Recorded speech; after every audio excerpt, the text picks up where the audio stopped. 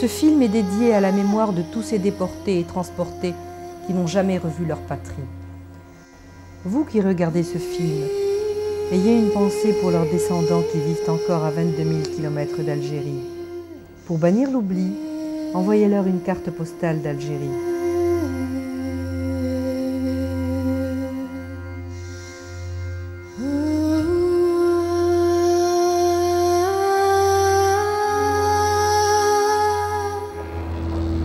Ils ont lutté pour leur terre. Ils ont lutté pour leurs droits. Ils nous ont laissé un message de paix. Un message qui nous vient du passé. Pour l'éternité.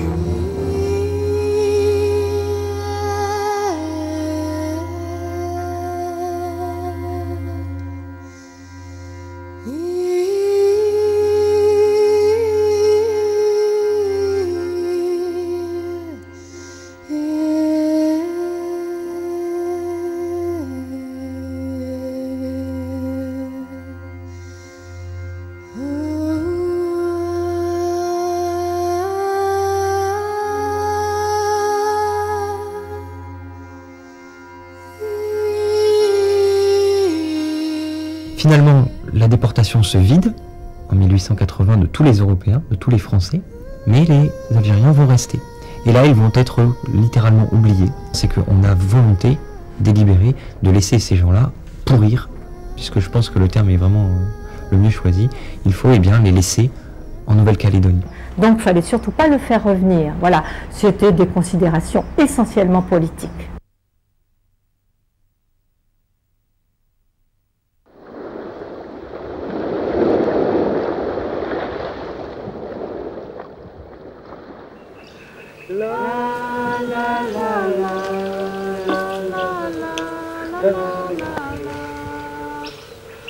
Avant de quitter cette belle île, les Kouniers ont tenu à dédier cette cérémonie à la mémoire des disparus et au peuple algérien.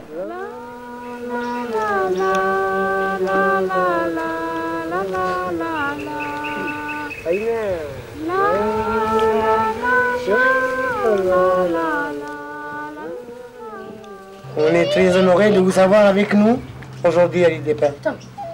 Et de vous dire la vérité, voilà, on vient de vous partager ce qu'on avait dans le cœur.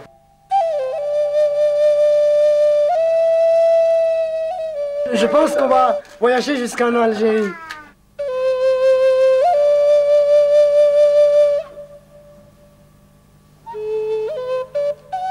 Aujourd'hui, vous n'avez pas à vous excuser. Ça a été un très grand plaisir pour moi de vous accueillir, sachant que vous êtes revenus sur les traces de vos ancêtres qui ont vécu à l'île des Pins avec nos ancêtres.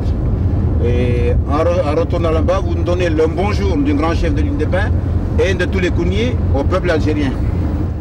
Le grand chef Van de Gou nous offre cette photo prise en 1877 par Hugan en souvenir de la fraternité qui existait entre Algériens, communards et Kanaks. Après l'amnistie des communards, le destin des deux communautés se sépare, laissant sur cette île, silencieux, abandonnés, les Algériens dont se désintéressent complètement à l'administration pénitentiaire. Les déportés algériens quittèrent ces lieux pour d'autres bagnes, laissant la place à d'autres exilés, que l'on appelait les transportés. On va les envoyer à Ducos et après ils vont rejoindre leurs congénères d'origine de droit commun sur Messadiou, sur Bouraï, où ils vont s'installer à Nouméa.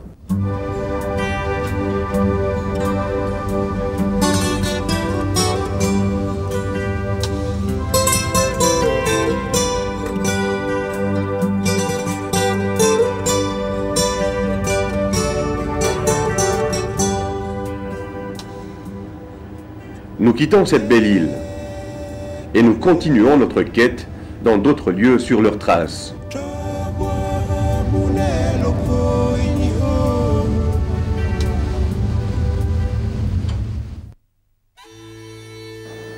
Les communards n'abandonnèrent pas les déportés algériens. Le 29 août 1880, Rochefort et Louise Michel, avec 1500 personnalités, demandèrent l'amnistie des Algériens sous le slogan Rendez-leur la liberté. La réponse de la Chambre des députés tomba. J'ai le regret de le dire à M. Rochefort, il n'y a pas de condamnés politiques indigènes à la Nouvelle-Calédonie et ailleurs. Il n'y a donc pas de condamnés politiques indigènes algériens, et ceux que M. Rochefort a vus dans une enceinte fortifiée étaient certainement des condamnés de droit commun dont la peine avait été commuée. Dans cette même note, l'administration pénitentiaire tente de nier la qualité de déportés politiques aux Algériens. Les Algériens ne cédèrent pas devant cette injustice. Ils multiplièrent les requêtes, ne pensant qu'à rentrer chez eux. Les requêtes, c'était sans arrêt qu'ils en faisaient. Puis c'était refusé. Alors ils cherchaient des arguments. Et puis quand à la fin, ils vieillissaient, certains, pas tous, hein, certains étaient vieillissants, malades, alors ils disaient, ça c'est l'argument qui va quand même l'emporter. Je suis malade, je vais mourir, je vais aller mourir dans mon pays. Et même quelquefois, même ça ne marchait pas.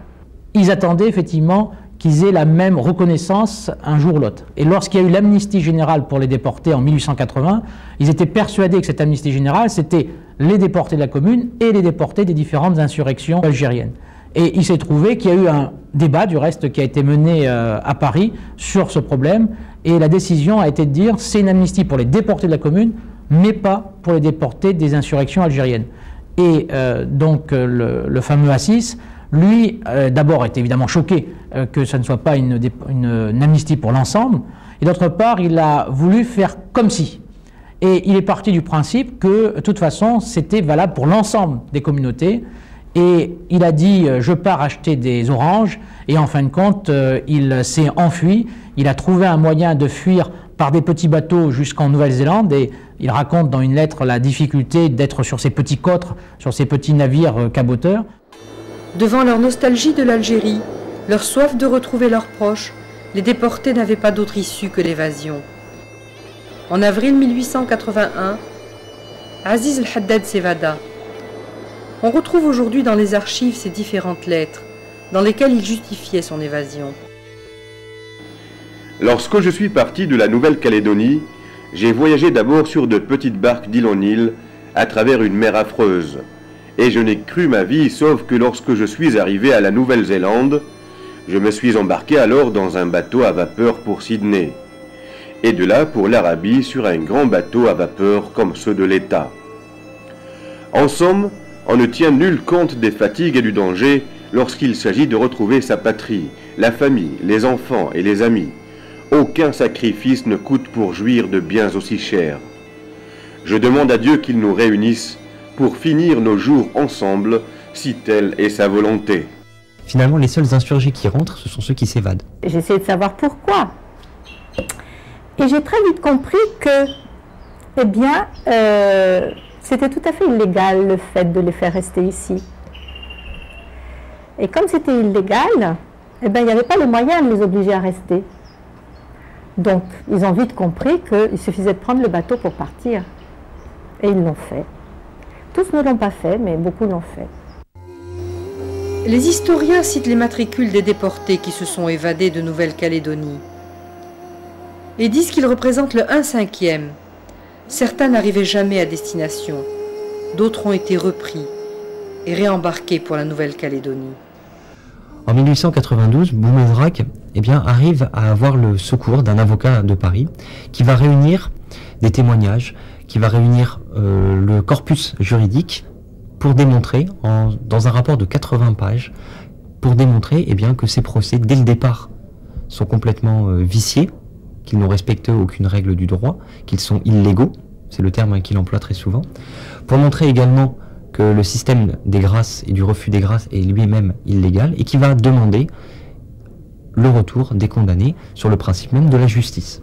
C'est un document important puisque c'est avec ceci que les déportés vont réclamer, ils vont en faire référence constamment, qu'ils vont réclamer au nom du droit, puisqu'ils sont soumis au droit français, réclamer au nom du droit leur retour.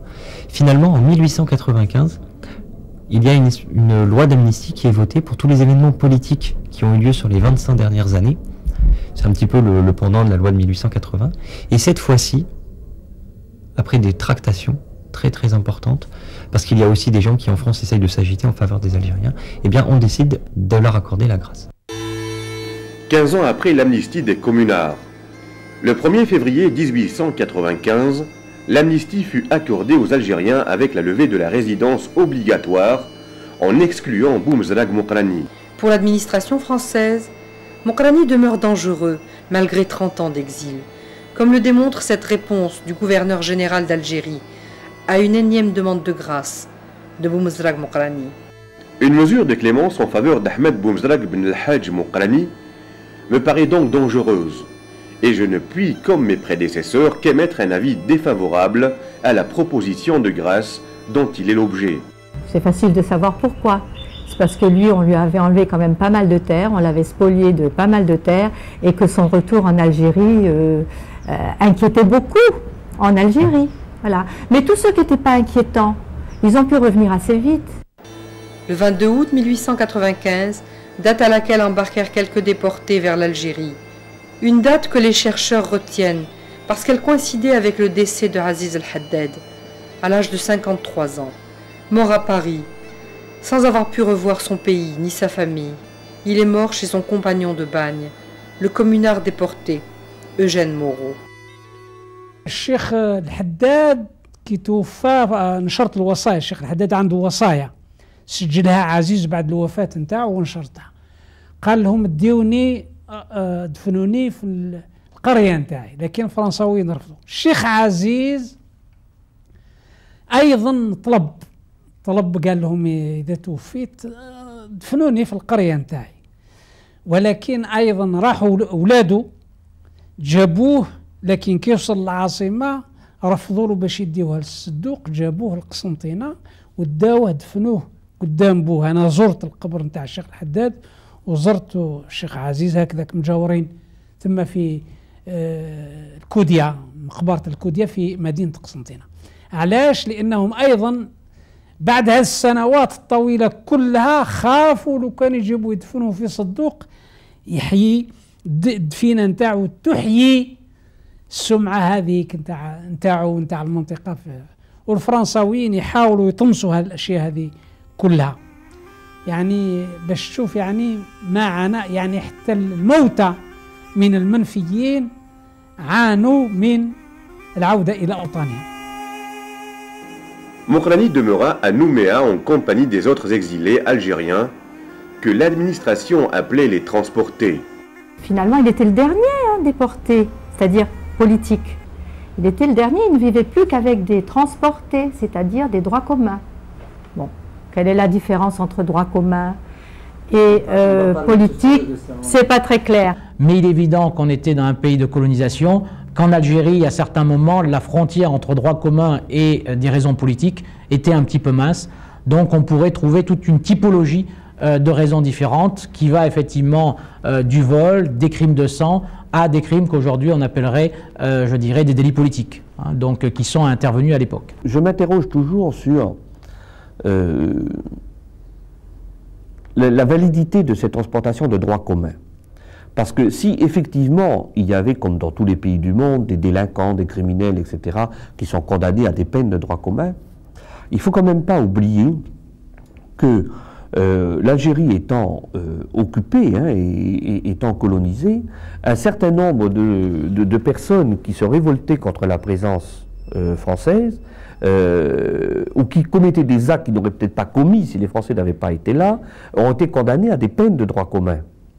Ce qui permettait également de les éloigner. Et il nous dévoile. Je pense en particulier à la bande à Ariski qui a dans toute la Kabylie dans les années 1880 qui a ensanglanté toute la Kabylie et bien dans lequel il y avait les Lounès, etc. Eux, ils sont condamnés aux travaux forcés pour des faits de droit commun. Mais leur action est-elle une action de simples voleurs, de simples criminels, ou une action aussi de révolter, et une façon de mener une révolte contre la présence française?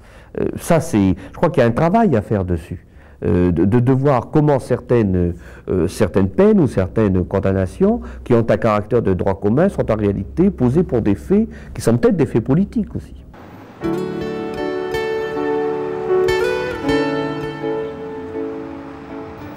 Nous sommes à Nouméa, où nous avons rencontré Christophe Sand avec sa petite famille.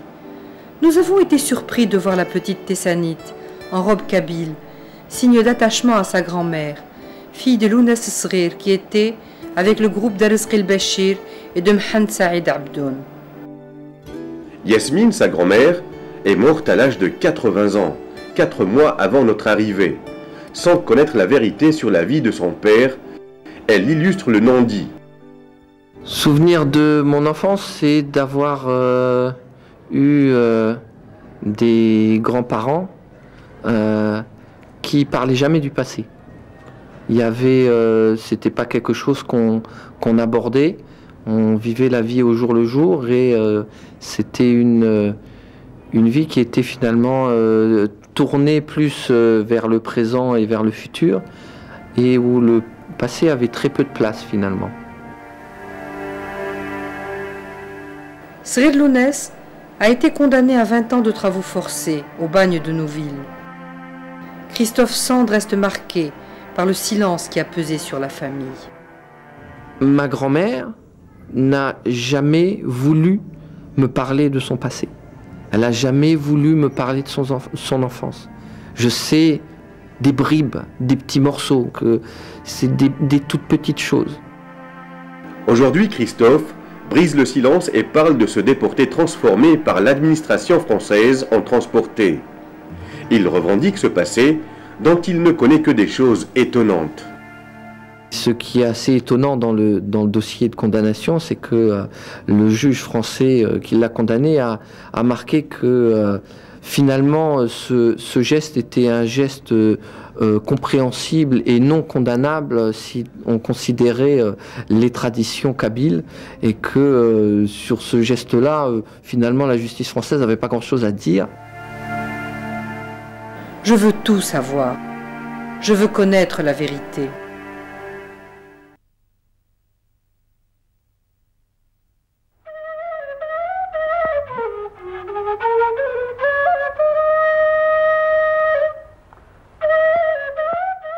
Nous sommes à Agrarej, dans le Durdura, berceau de Sghir Lounès, dont les habitants parlent encore. C'est ici qu'il a vécu. Notre présence les a plongés dans le passé, a suscité l'envie de parler, de rapporter ce qu'ils ont retenu de la révolte d'Arzqi el-Bachir et de Mhand Saïd Abdoun.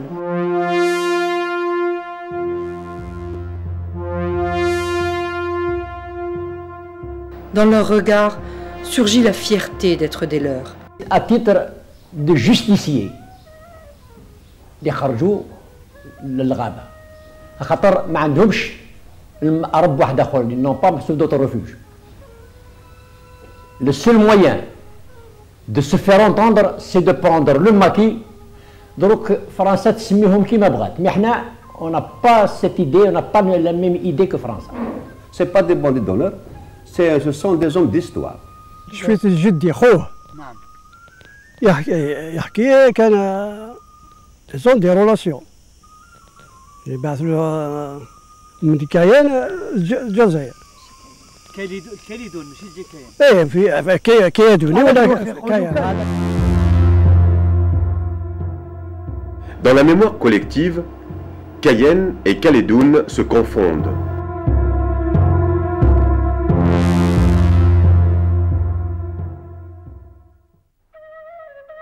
Dans les années 1890, ces montagnes ont été témoins de la révolte d'Arzqi el-Bachir et Mhand Saïd Abdoun qui se sont insurgés contre l'occupant qui spoliait leurs terres et leurs biens. Une révolte qui a mobilisé les forces vives de la région dont faisait partie Sghir Lounès. الونة الصغير قلت لك كان معاهم مؤيد نتاعهم مسؤول كيف خاطر خوالو لابد كي خوالو دخلوا في الثورة هو ما سلمش في خوالو بني عبدون راح معاهم. الوناس ينتمي إلى مجموعة أرزقي وغيرهم من العائلات الثائرة التي ثارت ضد الإدارة الاستعمارية، فهو من عائلة كانت تملك الأراضي الشاسعة في منطقة القبائل، ونظرا للضرائب الباهظة التي فرضتها عليهم الإدارة الاستعمارية فرفض مثل غيره دفع هذه الضرائب، وبالتالي قامت الإدارة الاستعمارية بمصادرة أراضيهم ونهب الممتلكات، وبالتالي ثار الوناس وأقرانه للدفاع عن أرضهم، فهو يدافع عن الأرض، يدافع عن العرض، لأن الأرض في هذه المرحلة بالنسبة للجزائري هي العرض وهي الشرف. فإذا ثورته لم تكن من أجل ما يسمى بعصابات البونديتيزم أو السرقة أو اللصوصية، وإنما للثأر لشرفه والثأر لأرضه ولعرضه. Notre visite dans ces lieux a fait accourir les vieux du village, archives familiales à la main, bien décidés à rétablir la vérité confisquée. نعرفوا بلي هذا حتى في المؤلفات نتاع بعض المؤرخين النزهة فرنسيين كيما ما شاء الله روبيرا جيرون، كيما ما شاء الله اندري جوليان، كيما واسمو كيما ميشيل لابار، عدة من الناس يعني أرخوا، وحتى مام دي تيمونياج نتاع حتى بعض الجنرالات، بعض الضباط نتاع فرنسا اللي كانوا حتى عندنا ديزارشيف وقرايناهم في كتب احتجوا على هذاك يعني الوحشية، القمع الوحشي هذاك اللي يرجع يعني القمع اللي رغم الناس اللي وصلوهم إلى الدرجة يعني القسوة اللي باش ينتفضوا. في هذاك الوقت كاع الصحاح خرجوا باش يكافحوا، ما حبوش الاستعمار. En ce lieu, héritage de Lounès, la terre, les pierres, les oliviers respirent l'histoire. Une histoire authentique que les villageois d'Agrarej aspirent à transmettre à la descendance de Lounès en Nouvelle-Calédonie. Vous êtes le vestige تاع الشرف تاع الجزائر، du vivant de la France. خاطر لو كان ما تشوفوا من فرنسا خافت منهم، لو كان ماشي هما فرنسا نوري با في تو سا باش تبعدهم للباني، تبعدهم للنوفيل كاليدوني، تبعدهم. وعلاش ما خليتهمش كاع هنا؟ علاش ما خليتهمش في الحبوس هنا؟ سي باسكو خفت منهم.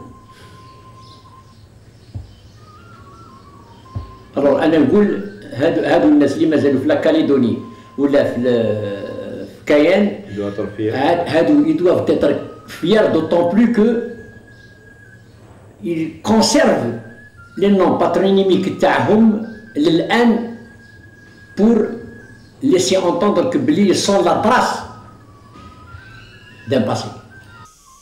ويجيو لو كان عندنا مرسو التراب نقسموه بيناتهم.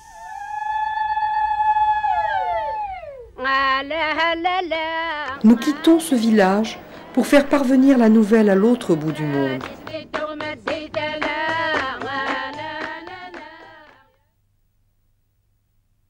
Quelques jours plus tard, Sand découvre la vérité sur son arrière-grand-père Lounès le jour de ses 40 ans et il réagit. Merci de nous avoir permis de renouer un lien tangible avec les montagnes d'Algérie que les générations précédentes ont si fortement tenté de nier. Merci d'avoir ouvert en grand cette page d'histoire d'un ancêtre qui n'a jamais parlé de sa vie d'avant, sur laquelle il pouvait pourtant être fier. Que dire aussi, sinon qu'il me tarde de trouver l'occasion d'aller caresser les murs de la maison de Lounès Srer, de pouvoir lire dans les yeux de ces vieux membres de cette famille inconnue, par-delà un siècle, ce qui fait qu'on est du même sang. Et combien de Lounès peut-on compter dans les bannes de Nouvelle-Calédonie? Combien d'exilés se sont-ils vus confisquer la légitimité de leur combat? Et combien de descendants sont hantés par la souffrance endurée injustement? Et beaucoup de déportés de l'époque étaient des politiques déguisés en droit commun. En fait, c'était pas mal de gens qui avaient résisté d'une manière ou d'une autre contre les colons, la colonisation française qui était rentrée au Maghreb en 1830 et qui prenait les terres tout simplement. Et tous ceux qui voulaient bien se lever contre ça, contre ces injustices, ils étaient balancés à l'autre bout du monde, soit au bagne de Nouvelle-Calédonie ou au bagne de Cayenne.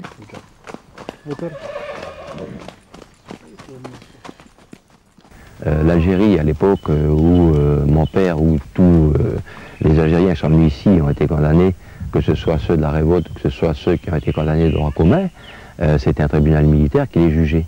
mais ils ne les jugeaient pas à partir de leur culture ou à partir de leur loi, la loi du pays. Ils les jugeaient par rapport à des lois métropolitaines qui, à l'époque, n'étaient pas acceptées par les Algériens. Elles n'étaient pas acceptées plus en 1853 ou en 1870 ou en 1880 qu'elles ne l'ont été après, puisque de toute façon, vous savez très bien comment ça s'est terminé en Algérie. C'est bien parce qu'il y a eu une révolte permanente depuis la prise, je dirais, de possession de l'Algérie. Je crois que l'Algérie, les Algériens, bon, on peut dire qu'on est fiers d'être Algériens, c'est bien parce que je crois que c'est un peuple qui s'est jamais soumis. Et le phénomène des Algériens, bon, il est clair que c'est